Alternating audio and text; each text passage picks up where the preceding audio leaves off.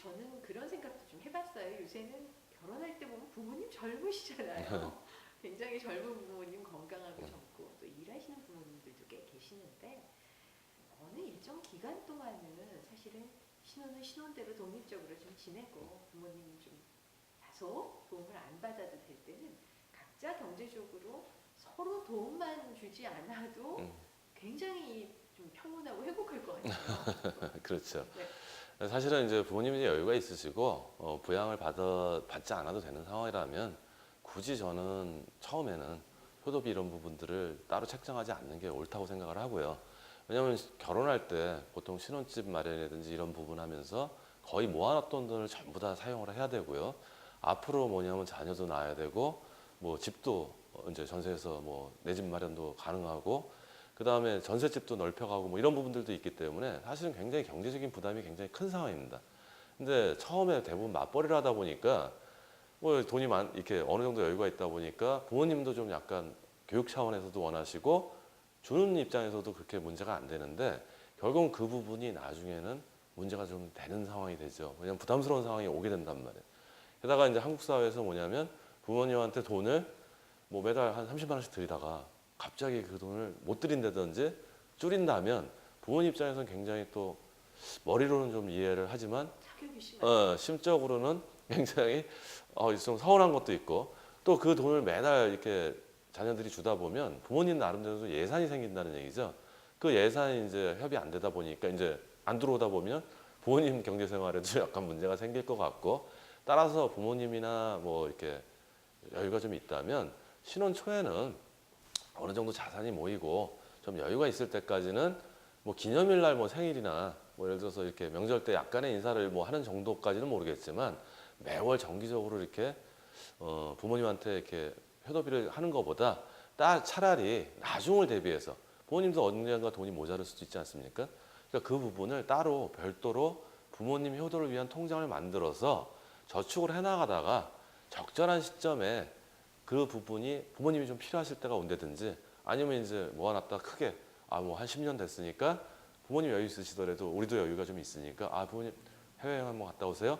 이렇게 드리는 게 결국은 더 현명한 것 같고요.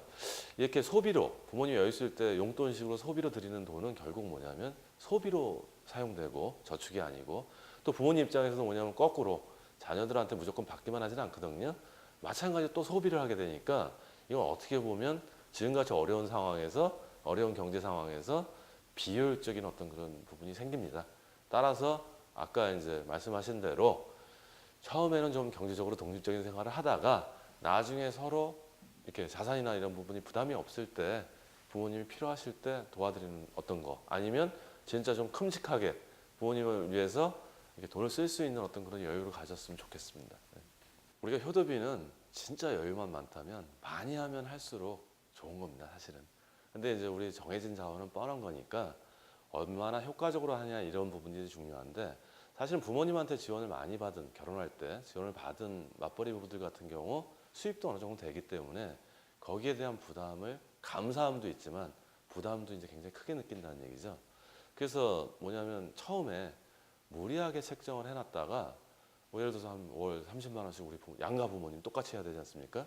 이렇게 가다가 결국은 뭐냐면 아이를 낳고 뭐 이러다 보면 수입이 줄게 되면 이게 굉장히 큰 부담으로 오고 어느 점에 되면 본인들 소비도 늘기 때문에 이분은 굉장히 부담이 돼서 어떻게 하면 줄일까를 고민하게 됩니다. 근데 사람은 인지상정이 많이 받다가 적게 받으면 꼭 뭔가 뺏긴 것 같지 않습니까? 그래서 30만 원 받다가 자녀가 갑자기 그다음부터 뭐 20만 원 줄인다든지 10만 원 줄인다든지 아니면 이제부터 어려우니까 좀 이렇게 안 하겠습니다. 이렇게 하면 부모님 입장에서는 사실 굉장히 뭐 이해는 가지만 사실은 서운한 것도 사실이고요. 그래서 차라리 신혼 그 예산을 세울 때 생신 비용이라든지 아니면 명절 그다음 매월 지원하는 비용들의 총 금액을 한번 따져보고 실질적으로 이게 한 사람 수입으로 가능한지 그 부분 좀 따져본 후에 결정을 했으면 좋겠고요. 처음에 정 이렇게 도와드리고 싶으면 저는 적은 금액에서 좀 출발했으면 좋겠어요. 그러다가 자산이 좀 늘고 그다음에 급여도 좀 더 늘어서 이제 부모님들한테 지원하는 게 더 이상 부담이 좀 안 된다면 그때 예를 들어서 조금만 더 올리시면 부모님 얼마나 또 기뻐하시겠습니까? 그래서 저는 이런 신혼 때 효도비를 책정하는 거는 운영의 묘라고 생각하고요. 막상 지금 된다고 무조건 돈을 많이 하는 것만이 능사가 아니고 좀 효율적으로, 효과적으로 적게 출발했다가 나중에 좀 여유가 됐을 때 그때 조금씩 늘리고 또 그런 비용들을 따로 이렇게 만약에 이제 안 들이시더라도 모아 놓으신다면 뭐 나중에 부모님이나 자녀들 입장에서나 서로 주고받는 거 얼마나 좋습니까? 그만큼 드리면 또 그만큼 받으니까. 그러니까 처음에 좀 현명하게 선택을 했으면 좋겠습니다.